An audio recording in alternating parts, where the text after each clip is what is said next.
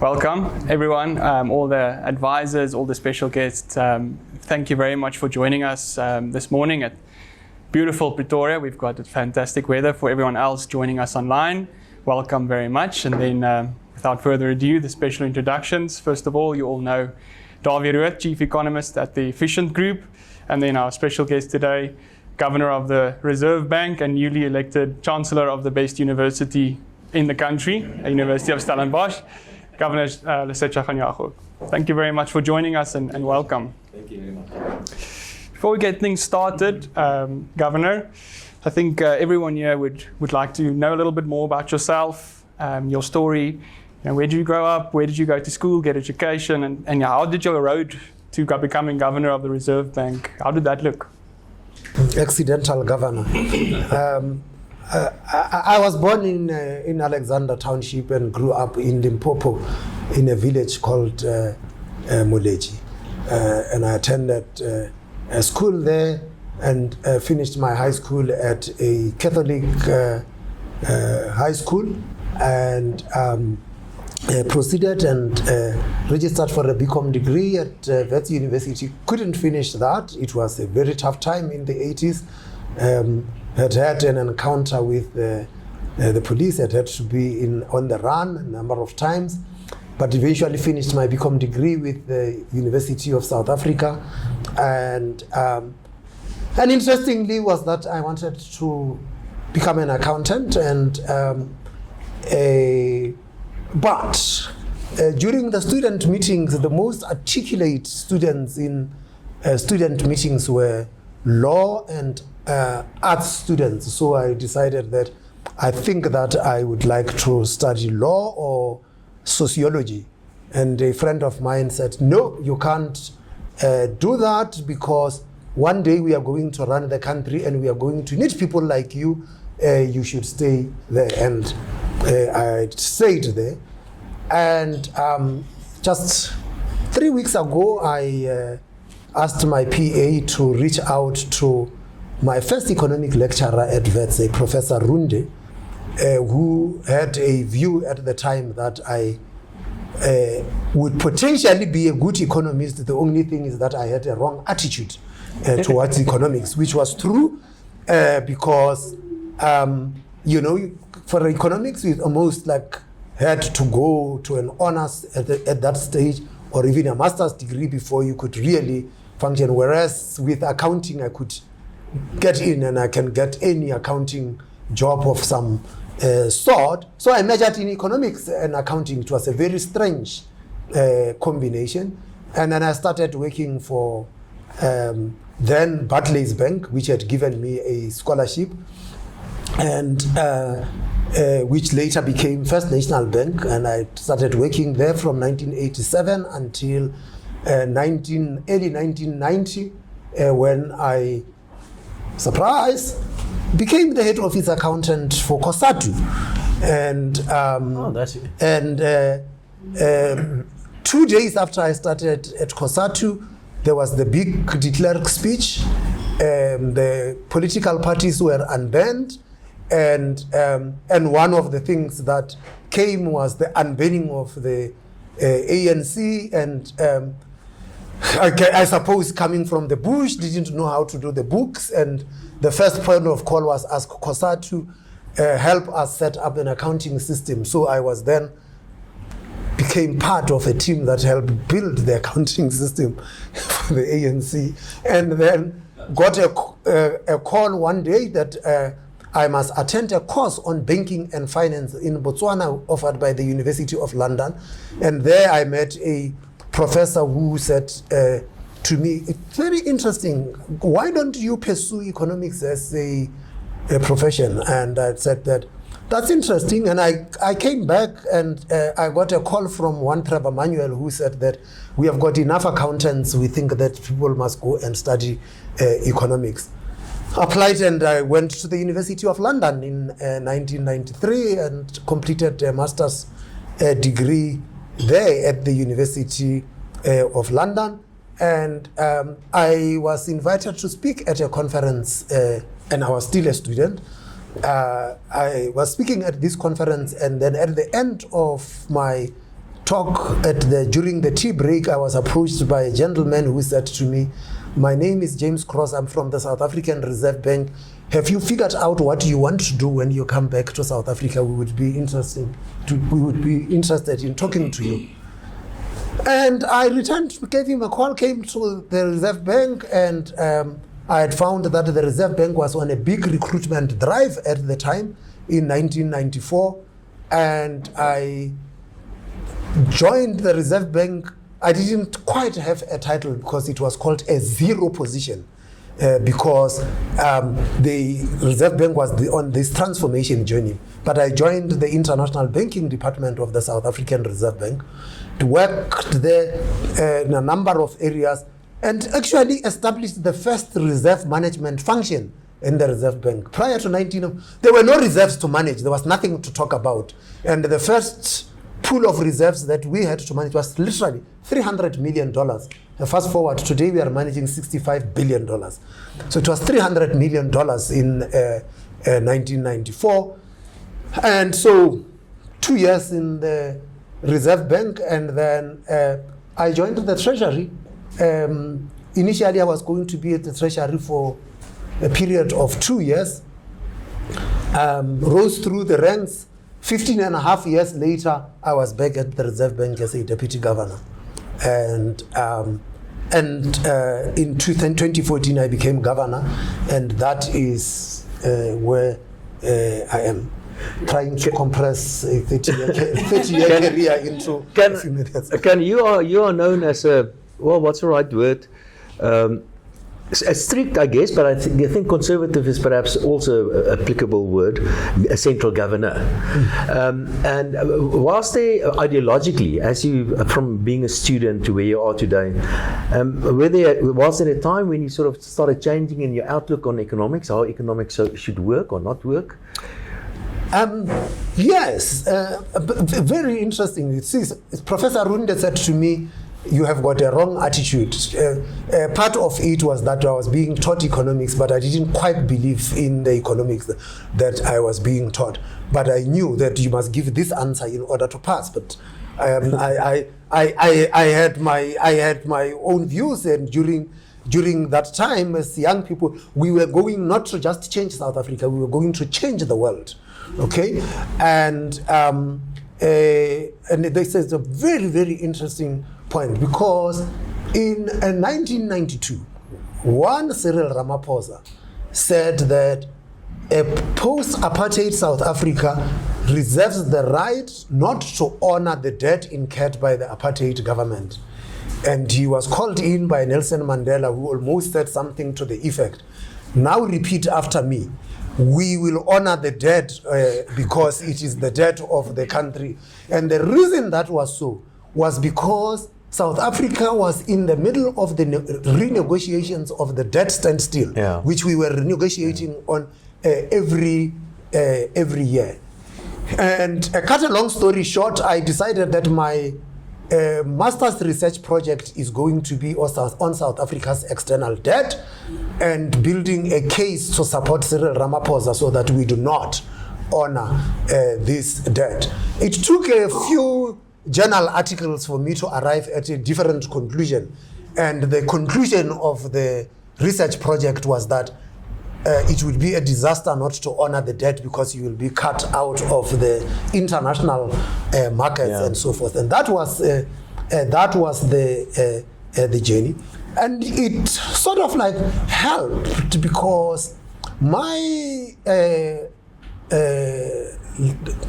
research supervisor then was a gentleman by the name of Lawrence Harris, who had a history with the Communist Party of Great Britain and had made a big change and was focused on training public servants from Mozambique and Vietnam on how to transition from a centrally planned economy to a market economy. So I remember having this discussion with him, and he says that if you can find an alternative way to the market that would efficiently allocate resources, you will win a Nobel Prize in economics. And the point is that it was 1993, there was transition in Eastern Europe, in Latin America, everybody was moving at reforming their economies and so forth. And that was the journey. There is this cliche that is probably overused that said that if you are not a socialist at 21, you do not have a heart. Yeah. And if you are still one at the age of 30, you do not have a brain. Right? So I just there are basically two major policy instruments available to the authorities. The one is fiscal policy, and maybe I'm not going to talk too much about that, because that is not what we are here for. We're here for monetary policy, which is of course the other lever. And the South African Reserve Bank, based on what the Constitution says, has a certain responsibility to make sure to look after the value of the currency, basically. That's the job of the South African Reserve Bank. And then the Minister of Finance decided to set the inflation targets, and we know that we have inflation targets today, 3 to 6%. Or quote Tito Mboweni, he said 6 to 3%. That is what he always said. Can you perhaps just give us, sort of from your point of view, from the Reserve Bank's point of view, why is inflation a bad thing? And why is it important to get inflation low? And why is it that the Reserve Bank punish us and make life so difficult for the economy by increasing interest rates quite often? Because it is painful. Maybe just a bit of a background on that. You know, my mother liked saying this thing: if you do not eat your vegetables, I'm not going to give you dessert. And in a way, when you think about dealing with price stability, that if you thought eating vegetables is painful, if you do not eat the vegetables, you are not going to get price stability. But this becomes a very interesting point, Dawie, because you know, you were asking me how one changed, and you talk about the independence of the central bank. Tito Mboweni was not just saying the target is 6 to 3 for nothing. And this is a nuance that was being missed. And the nuance that was being missed was that we had done work between the Treasury and the Reserve Bank. And the work that was done was that we have introduced inflation target at 3 to 6. And that we are going to lower that target from 3 to 6 to 3 to 5. Mm-hmm. And the target of 3 to 5 was indeed announced in 2001. Mm-hmm. We experienced an emerging market crisis driven in the main by the default by Argentina. Mm-hmm. And as a result of that, we decided to review the target back to 3 to 6. But why Tito Mboweni was talking about 6 to 3 was because there was an agreement that we will lower the target to 3 to 5. That's what we will announce. And at some stage, we will then move from 3 to 5 to 2 to 4. But the 2 to 4 would not be announced. So Tito Mboweni talking about the inflation target being 6 to 3 was in a way preparing South Africans. But he also did say that we say it's 6 to 3 to demonstrate that the direction of travel is towards lower inflation and not higher inflation. I didn't think that for many of the people in the room and the people online, when we talk about the impact of inflation, we all have some financial assets of some sort or the other, whether we have put it in a retirement annuity or we have bought some shares or some bonds, or we have got property. When inflation goes up, other things being equal, property prices would also tend to adjust and so forth. But if you are a good investment manager, you soon will pick up which ones of the shares will give you an inflation hedge of the lot. And if you are a lazy bond manager, you will just go and buy an inflation-linked bond, and then it protects you against inflation. Otherwise, you will go and buy the nominal bonds, which will inevitably price in an inflation surprise anyway in them. So you will be protected against inflation. But think of someone with a fixed salary,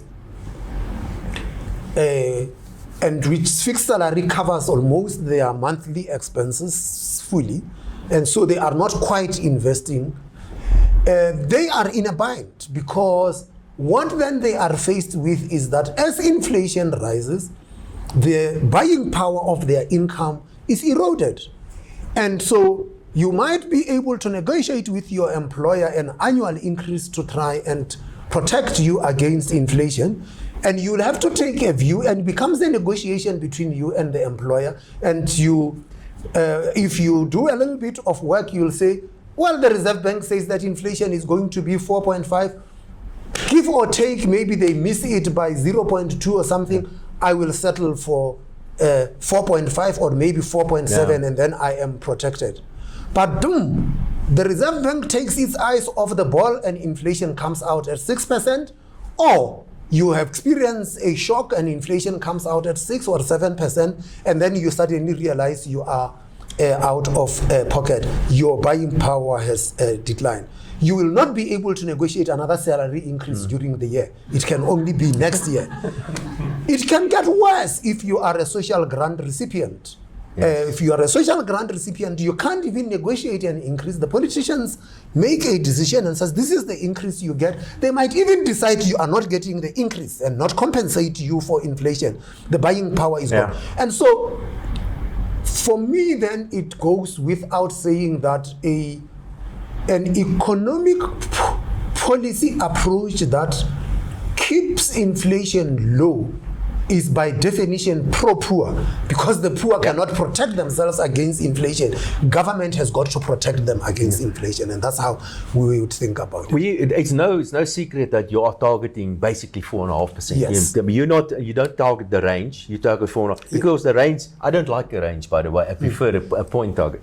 And so you were targeting a 4.5%. But have you discussed with the Minister of Finance the possibility of lowering it? And if you can get your way, how would you do lowering the inflation targets? Will it be incremental, like gradually lower? And what do you eventually try to target? 2%, like our main trading partners, perhaps?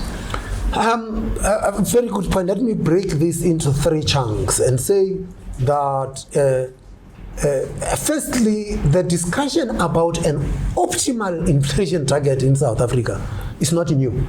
It's a discussion we engaged in 1999 when we were discussing the introduction of inflation targeting. At the time, we looked like a path breaker amongst the emerging markets. We were about the 5th or the 6th emerging market to introduce inflation targeting. And so, but we introduced it at 3 to 6 and with a very clear intention of lowering it. And the problem with not announcing these things is that people change. So Manuel left, Mboweni left, and nobody remembered that actually we said we were going to lower the target, and then the new people who came decided we are going to commission research to figure out what the optimal level of inflation target should be in South Africa. We got engaged in those discussions. But once we were engaged in those discussions, Dawie, I don't know, but many people in South Africa believed prior to 2017 that the Reserve Bank was targeting 5.99. So every time inflation fell below 6%, you will hear this chorus that says that the Reserve Bank is going to cut rates, as if our focus is on yesterday's inflation, whereas it is actually future inflation. And so in 2017, we took a view as the Reserve Bank to say we are never going to succeed in anchoring the inflation expectations unless we tell the public exactly where we are aiming. And then we said we are aiming for 4.5%. That is the midpoint. And if you think of the 4.5%, you could say 4.5% within the current range is a target of 4.5% with a tolerance of 1.5 either side. With the exception that it is still a very wide target.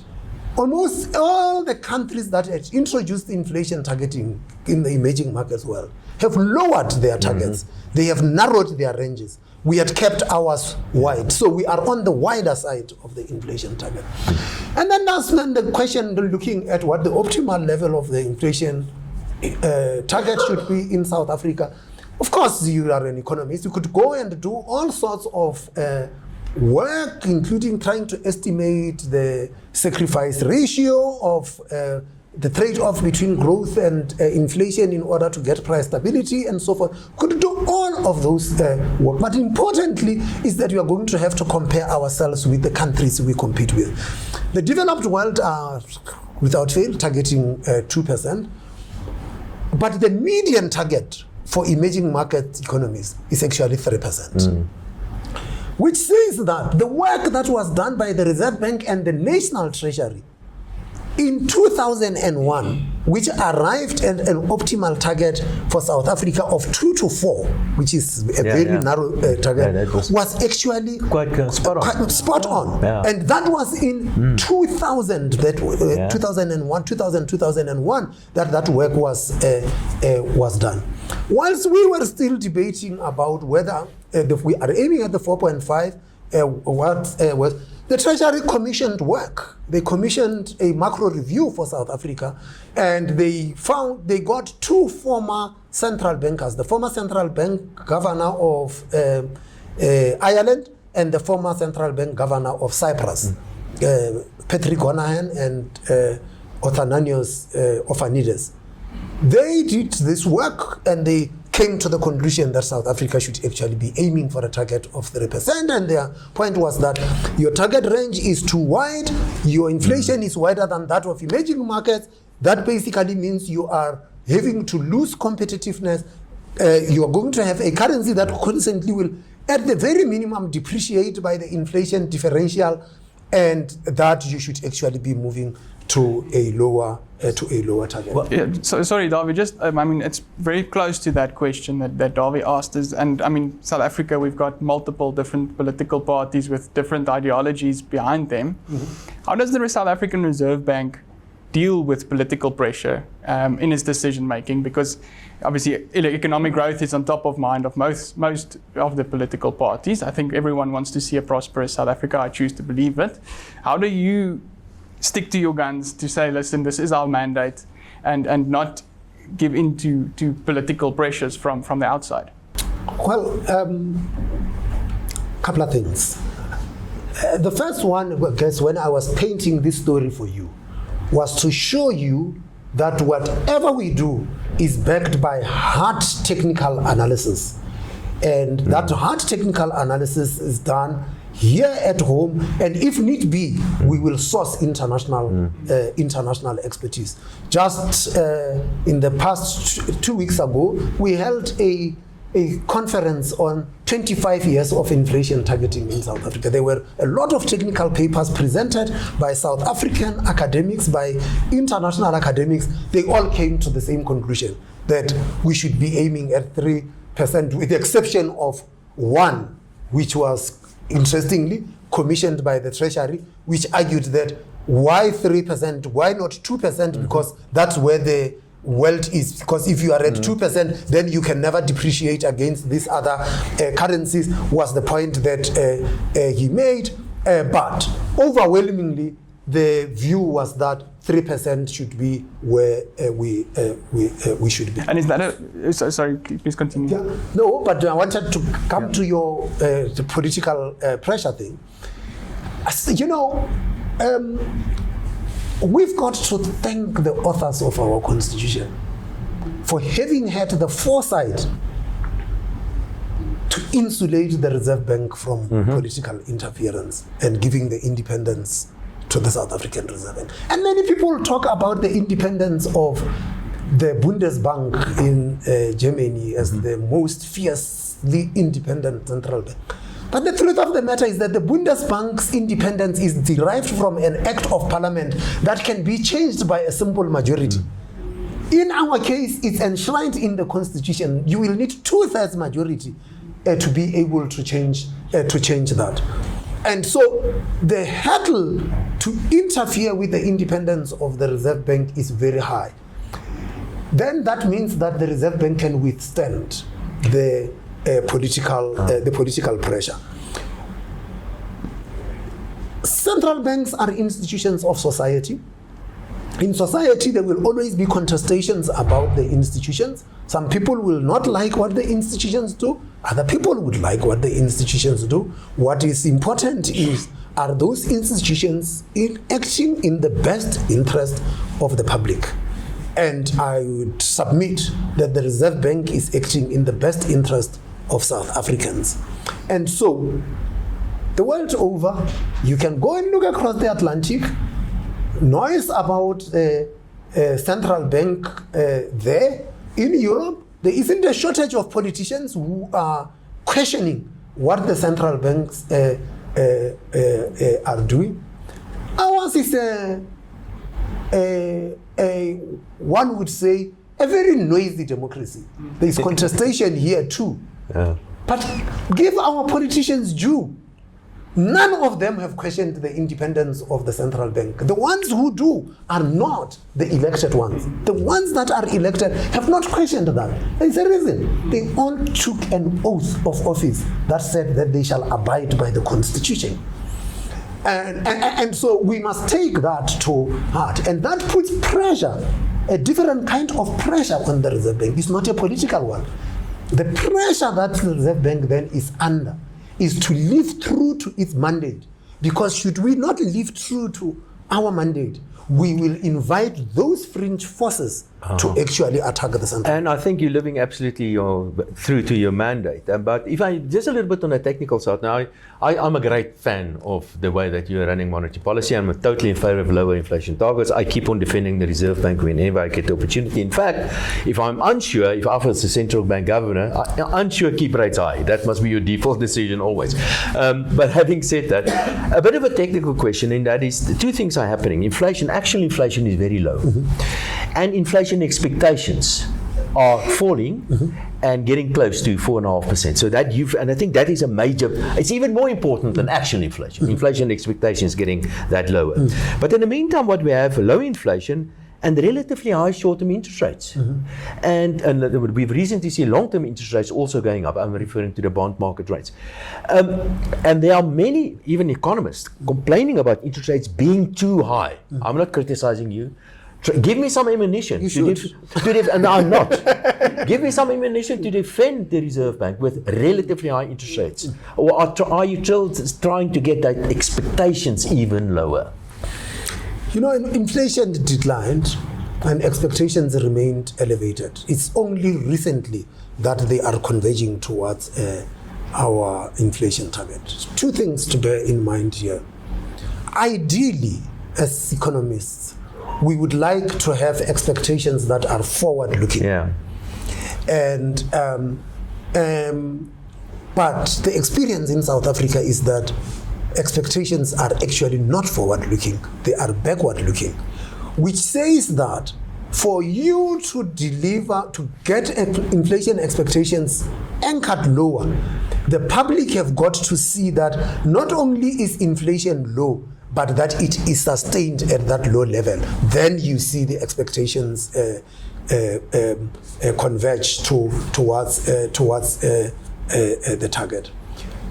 In dealing with it technically, we had this struggle because we would like to be looking forward. That is the nature of policy. But we know that the price setters are looking backward. And in the way in which we model inflation going forward, we give an equal weighting to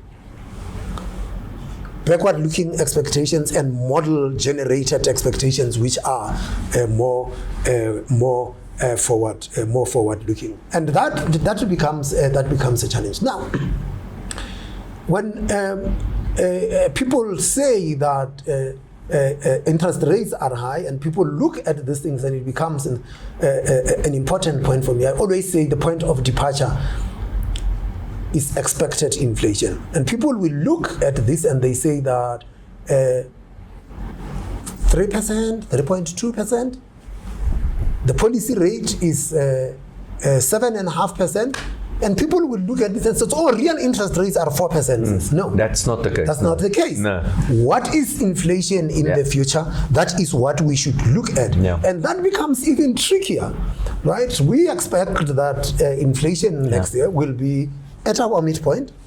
This year it will still be below the midpoint, but next year, which is the policy horizon, by the way, 12 to 18 months, it will be at our midpoint, but with a lot of attendant risks. Still, we started to cut rates in September last year. We got into November, got into January. When we got to March, we said, wait, the environment is very uncertain. We are not sure which way things are going, both globally and domestically. And today I look back and I'd said that was the right call. The caution was the correct one. Was the right call, because we would be at 6s and 7s now. On that point about global factors influencing South Africa, and obviously a big factor that you look at is the rand, the currency. How much of it's a double-sided question. I think first of all, how much influence do you have in protecting the currency, and how much of that is more global factors influencing us? So with the dollar moving, for instance, if you measure the rand against the dollar, how much of a percentage-wise, if you want to put it in percentage-wise, how much influence do you think central bank actions have on the currency? And then second of all, we obviously experienced some global volatility as well as local political uncertainty, which contributed to the weak rand we're currently seeing. Is there almost like a fair value you can give for investors, in your view, where the rand should be trading against the dollar, more or less? And because we've got a lot of clients that obviously want to invest globally, there's a lot of opportunities globally. What's your kind of range for where the rand should be currently? You know, in 2002, there was a parliamentary question. And the parliamentary question went to the effect that the Reserve Bank has failed dismally in protecting the value of the rand because the rand has depreciated. And it was very important that you had raised that. Because if you read what the Constitution says, it says, protect the value of the currency in the interest of balanced and sustainable growth in the Republic. In the Republic is not what the rand buys in New York or what the rand buys in London or Frankfurt or anywhere else. It's what it buys at home, which basically means price stability. And it's very interesting because involved in the early discussions about that clause as a young economist working in the ANC, we had an engagement. We had come into the Reserve Bank and so forth, and we're talking about this. And at that time, the mission of the Reserve Bank read something like to protect the internal and external value of the currency, almost defined as an exchange rate mandate and a price mandate. And the lawyers said, okay, is there a third thing? If we protect external and internal, is there maybe a third way? They said there isn't. Said if there isn't a third way, let's just drop internal and external and just protect the value of the currency. Brilliant legal drafting. Because then what that actually meant was that the central bank is focused on the price stability mandate and not on the exchange rate. That does not mean we are exchange rate agnostic. The exchange rate is a very important factor in the price setting process, especially for a small open economy. And you were saying that when we were talking about protecting the currency almost being the exchange rate. One of the things, central bankers need a lesson in modesty. The exchange rate is not one of the variables we are having control of. And in 1998, here at home, the South African Reserve Bank blew $26 billion trying to defend the level of the exchange rate. We came out second best because, as George Soros famously says, the only time he makes money is not when he tries to speculate against the market. He says every time he speculates against the market, he lost money. He says the only way to make money is to speculate against central banks. And that's because they do not understand this lesson in modesty, that the currency, the exchange rate is not something that they control. You run the South African Reserve Bank, and you are responsible for the reserves, which is currently about $65 billion. And about 4 million ounces of gold is there. So just a bit of a personal question. Have you seen the gold? Is it there? Yes. How much is it? Is it so much or so much? How much is it? We reported it. We reported it in ounces. Very important question that you had raised, because there is a similar conversation going on in the US as to whether the gold even exists, right? And we had what the auditors were going through, and they said to us, "Show us the gold." Okay, and then we said, "Yes, you want to see the gold?" And yes, we want to see the gold. And of course, we have got the vaults there, but there are probably 2 or 3 bars of gold there. That's it. There's nothing. The gold is stored where gold trading is taking place. Our gold is stored in New York, in Fort Knox. It's stored in the Bank of England, is stored at the Bank for International Settlements, and so forth. And so the auditors wanted to verify these things, and eventually they had to make a trip to go and verify. And they got there and they could audit. They said, no, these bars are allocated to South Africa, and they had the certificate. Not to be outdone, we go and we table our annual report in Parliament. And the members of Parliament say they want to go and verify the gold. And we said to them, here is a certificate of the auditors saying that the gold exists. You do not have to physically go there and count the bars. I want on the reserves just ask 2 questions, and that the total reserves at this Reserve Bank today is more than enough to cover all the outstanding foreign denominated debt of the state. So we don't need to go to the International Monetary Fund to borrow money, because we've got enough money there to go and borrow, to pay off the debt if necessary. Is that a very, maybe I should just ask this question, shouldn't you make that clearer? Because there are so many analysts out there saying, but soon, because of all sort of other problems that we have on the fiscal side, we will be forced to go to the IMF. We won't need to go to the IMF because we don't have a reserve problem. We've got a problem at other levels, but not in dollar-denominated debt. That's not a problem that we have. No. That said, again, just as in 2000 we were having a long discussion about the optimal inflation target for South Africa. When I started in the Reserve Bank in 1994, one of the first assignments I had was to work the optimal level of reserves for South Africa. During those days, there used to be this rule that said that your reserves must cover at least 3 months of imports. That had moved. At the moment, we are covering just less than 6 months of imports, but that is not where the risks are. So there are various methods of estimating reserve adequacy, and one is the one that you are most alluding to, that says, will your reserves cover the foreign debt that you have outstanding? But it is modified, because the creditors can't say to me, we must repay immediately. No. So what then we do is to measure the debt that matures within the next 12 months, because that is where your risk is.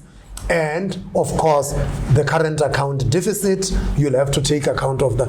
It's a formula, methodology developed by these 2 chaps, by Guidotti. It's a Guidotti rule that you would estimate. We wouldn't have to run to the IMF unless we experience a massive balance of payments crisis. So you'll have to have a sudden stop of capital flows and a reversal of capital flows.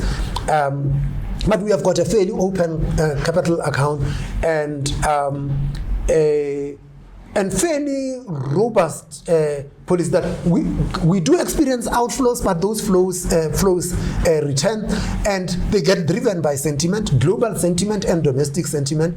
And part of the big thing that I had always had with the Minister of Finance was say, can you please talk to your colleagues to bring temperatures down. So in 2001, Thabo Mbeki, then president, gave an instruction in cabinet to say that there are only two people who can talk about the currency. Is the Minister of Finance and the governor. All of us, can we please all keep quiet? But having said that, the Minister of Finance doesn't say anything about monetary policy. Okay, that's the rule in South Africa. Yeah. You don't say anything, or not much, about fiscal policy. But we know fiscal policy, the budget that was on and off. We know that the issues that we had with that, the VAT increase, which could have an inflationary impact and so on. But currently, if you look at things that, like the currency, like, for example, bond market, you must sometimes get concerned about that side of policy. Are you concerned about the fiscals? And may I, on top of that, ask the question, the foreign exchange contingency reserve account, did you discuss that perhaps? Because there should be another, say, 300 billion or so available there, I think. I don't want to push you into a fiscal comment, but I just want to see if you could say something about the fiscal side. That's a major issue that we have. You know, the seventh governor of the Reserve Bank, Dr. Crystals, used to do roadshows with Trevor Manuel, and we used to present to the investors, and he would tend to present on the economic outlook, and then after he has presented on the economic outlook, then talk about monetary policy and so forth. And when he concludes, he had to hand over to Trevor Manuel, so that Trevor Manuel will then speak about fiscal policy and government plans and so forth. And he used to, when he hands over to Trevor Manuel, now to the most important component of monetary policy, fiscal policy. And good point. So we think about fiscal policy, and in our own analysis, we take the fiscal stance as announced by the Minister of Finance as given. How does it fit into our decision-making process? We see fiscal policy impacting on the country risk premium.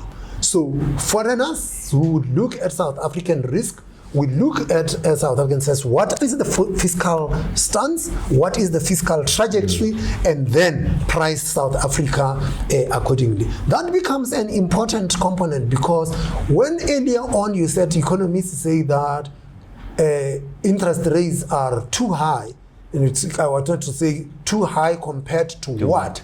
Because one of the things we do is to estimate what the neutral real interest rate is. That neutral real interest rate is that interest rate at which monetary policy is neither stimulatory nor contractionary. And at the moment, and we are economists, we all estimate this thing, we are only 25 basis points above the neutral rate. So by no stretch of imagination could anybody say that interest rates in South Africa are too high. But in that neutral rate that you have, there is a big fat in there. That big fat is the country risk premium and is driven by fiscal policy. So the reason why we get concerned about fiscal policy and fiscal stance is because it is a key driver of the country risk premium. Still, we will not comment about it. We will just get concerned about it. On that specific point, and this is a personal question. Do you wake up in the evenings? Do you watch TV to see where the exchange rate of the rand is? If the rand bombs out like what we saw the last couple of days, do you call somebody? Are you concerned about that? How do you look at the bond market? Do you do what we do all the time? Fortunately, I've got a small army in the bank, in my financial markets department. They watch these things throughout the day, and 3 times a day they will give me a thing to say, these are the trends, so that I do not worry about these things. So you have people that worry for you. They are paid to worry. So in 2002, I get a call from Governor Mboweni then, and he says to me, hey, can you do me a favor? Says, what? He says that, can you take that exchange rate monitor of your minister and your DG away? And I said, why? He says that every time the rand moves, they call me and they say, did you see what has just happened to the rand? Suffice to say that we ended up saying to the DG then, Maria Ramos, and the minister, this subscription is too expensive. We think that we must, so that they stop worrying. I do not carry a Reuters monitor to check what is happening with the thing. But at the end, during the day and at the end of the day, I would see what has happened, and they would normally say to give me a take to say, from our own analysis and from the people we talk to in the market, this is why bond yields have moved. This is why the exchange rate has moved. It's a nightmare trying to estimate where the exchange rate is going. And to your point, when you asked it, do we have anything that we perceive to be fair value? But for every MPC, we will make an estimate of the equilibrium exchange rate, and we will say whether we think the rand is overvalued or undervalued or is at fair value. It changes at every meeting. Quite frankly, if we were to run that exercise daily, we will give you a new level every day. So it's not something that we want to. Just, I mean, looking a little bit towards the future, and especially I think the younger listeners, everyone knows now more or less what cryptocurrencies are. What's your view on that, first of all? Do you think there's a risk of for central banks, if there are digital currencies that kind of sidestep traditional currencies? Do you still think you were able to as effectively implement policy? And then second to that question, central bank digital currencies. What's your view on that? Are you looking at that? Looking for a central bank digital He's a tough examiner. He can't ask one question. I mean, there are like 4 questions rolled into one.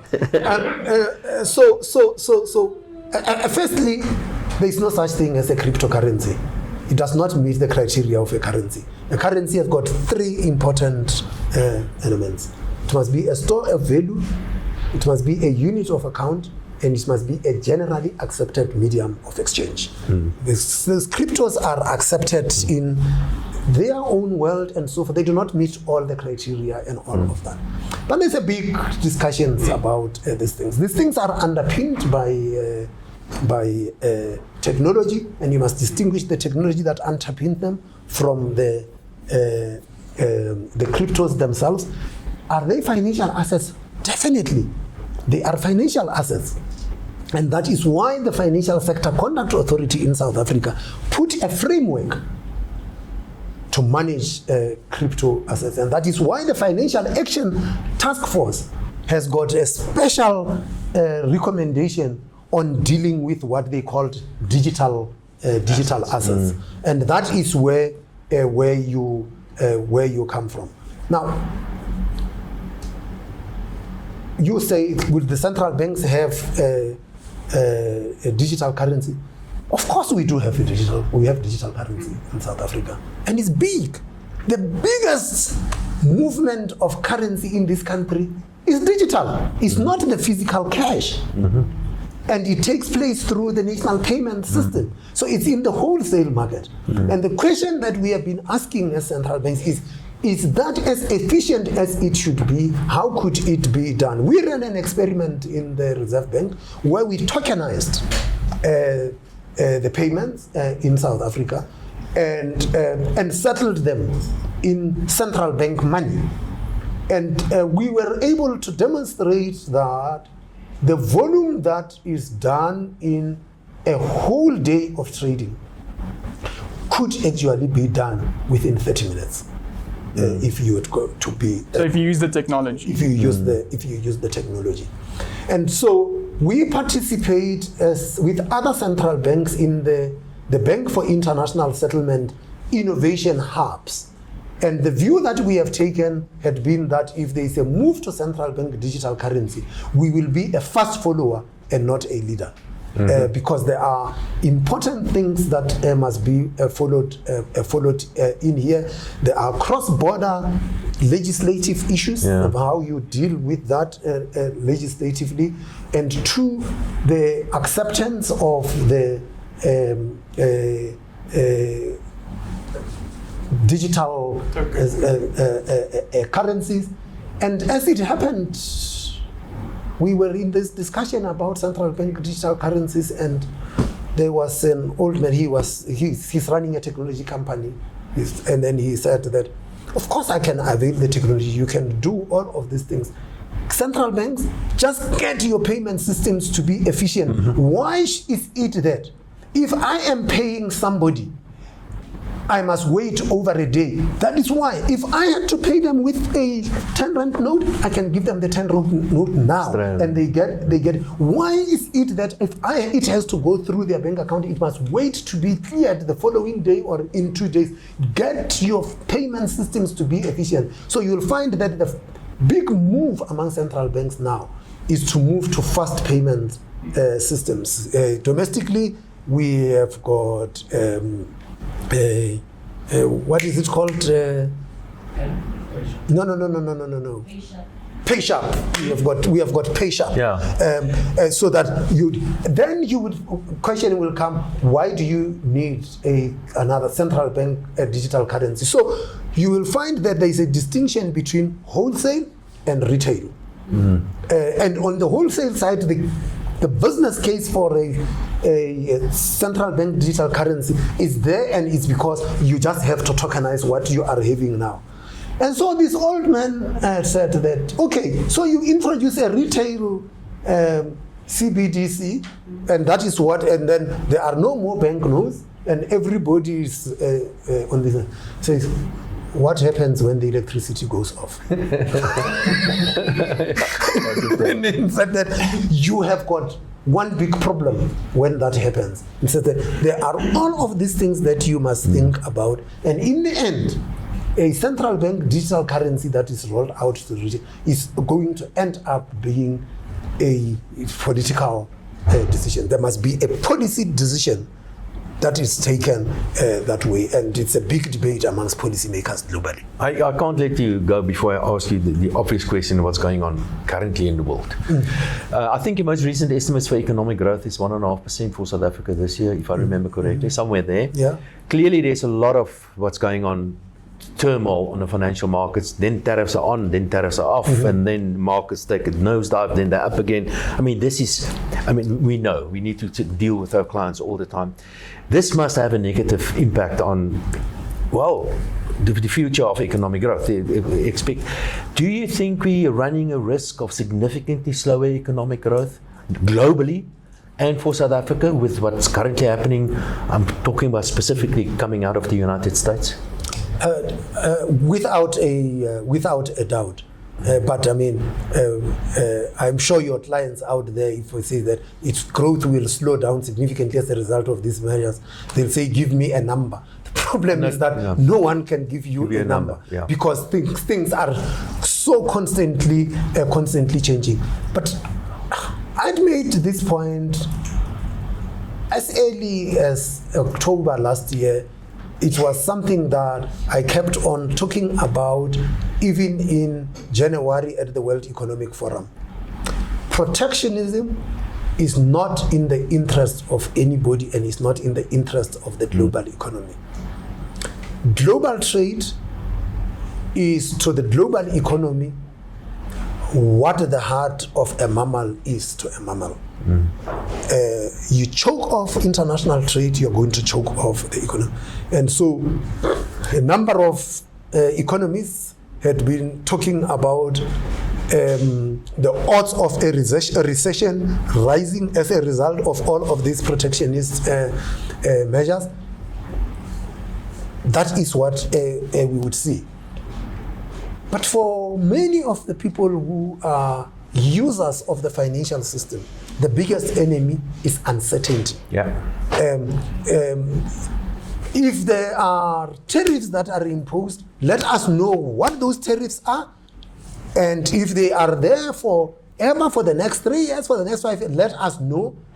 What doesn't help is the tariffs going up, going down, postponed, suspended, and that, and this one threatening to take countervailing measures but not quite doing it, another one doing it. It's a lot of uncertainty. And for us in South Africa, I think that the posture that we had taken, which almost looks like this is a trade battle out there. It affects us, but we are not a player. Let us sit back, let us observe, let's see what is going on, and adjust our stance appropriately to help navigate where our own economy is going. Let us not try and draw fire on ourselves. May I just ask a last question about, if I may, about the financial system in South Africa, which is really the banks. That's your responsibility to look after the banks. The banks are very well capitalized. We've got a highly sophisticated financial system in South Africa. About 2 years or so ago, the Reserve Bank indicated that they're getting a little bit concerned about the balance sheets of banks. And I'm not saying anything wrong with the banks. I'm just saying the amount of government debt that are on the balance sheet of. How concerned are you about that? We now no longer just look after banks. We also look after insurers. Under the Twin Peaks model. Two points. I don't know if you have heard of the Silicon Valley Bank in the US. Yes, I have. They went under, and it was not because they were bankrupt. They were sitting on government debt, which they were not marking to market, and they got eroded on that. So that was one thing that we looked at to say that what would the mark-to-market impact be? And so we assess our banks, and many of the big banks, by the way, they mark them to market their debt on a regular. So that is not the issue, and they will take hedges to protect themselves against the move. But there is another economic question that we need to confront. If the banks are sitting on so much government debt, that means they are not lending to the rest of the economy. They are lending to government instead of releasing those resources into investment. Crowding out. And that is a conversation that really South Africans should be having, and say that and a lot of shouting will be done at the banks. They are not lending. They are lending. They are lending to the most credit-worthy borrower in the South African economy. That's who they are lending to. So if that one borrows less, the banks will have to find use for the money. They will have to go and lend to the rest of the economy. So that's a nice way of answering that. I mean, it's no coincidence that this question's coming up because you're the Chancellor of the South African University of Stellenbosch now as well. What would be your final message to, young South Africans? Obviously, we live in the best country in the world. I firmly believe it. What's your message to entrepreneurs, business owners, young people just graduating? What would be your message to kind of create success in South Africa? I wish I could say to the entrepreneurs what to do. Unfortunately, I've been a bureaucrat all my life, and I will not be able to tell entrepreneurs what to do. But you've summed it up. We are living in a great country. And this country offers us, it's alive with opportunities, and we should take advantage of those opportunities. My message to the young graduates, everybody coming out of this, out of our education system, is we must stop thinking of ourselves as a nation of job seekers and think of ourselves as a nation of job creators. And we should go out there and create businesses. It is because we are creating businesses that jobs would be created. That's a very good message. Thank you very much, Governor, for joining us today. It was an honor speaking with you, and it was very insightful. Dawie, as always, thank you very much for joining us, and everyone in person, online. Thank you very much, and have a wonderful day.